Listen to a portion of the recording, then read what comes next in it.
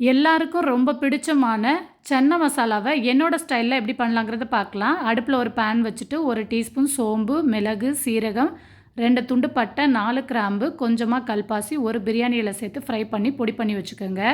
இப்போ ஒரு பவுலில் அரை கப் அளவுக்கு தயிர், 1/4 டீஸ்பூன் மஞ்சள் தூள், 1 டீஸ்பூன் தனி மிளகாய் தூள், 2 டீஸ்பூன் மல்லித்தூள், அரை டீஸ்பூன் கரம் மசாலா, 1 டீஸ்பூன் உப்பு சேர்த்து மிக்ஸ் பண்ணி வச்சுக்கோங்க. குக்கரில் 2 டேபிள் ஸ்பூன் எண்ணெய் சேர்த்துட்டு 2 பிரியாணி இலை, 2 பெரிய சைஸ் வெங்காயத்தை அரைச்சி சேர்த்துக்கோங்க. கூடவே 1 டீஸ்பூன் இஞ்சி பூண்டு பேஸ்ட்டையும் சேர்த்து நல்லா வதக்கிட்டு 2 தக்காளி பழத்தையும் அரைச்சி சேர்த்து வதக்கிடுங்க.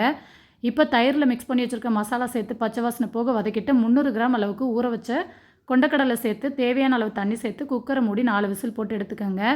இப்போ கொண்டக்கடலையை லைட்டாக மசிச்சு விட்டுக்கோங்க. இப்போ பேனில் 2 டீஸ்பூன் எண்ணெய் சேர்த்துட்டு 1 டீஸ்பூன் காஷ்மீர் மிளகாய் தூள், நம்ம அரைச்ச மசாலா, 3 பச்சை மிளகாய், நீல வாக்கில் நறுக்கின இஞ்சி சேர்த்து நல்லா மிக்ஸ் பண்ணிவிட்டு தண்ணியை சேர்த்து ஒரு கொதி விட்டு கடைசியாக கொத்தமல்லி தூவி சாப்பிட்டு பாருங்கள். டேஸ்ட் அடிப்பொலியாக இருக்கும். கண்டிப்பாக ட்ரை பண்ணுங்கள். பாய்.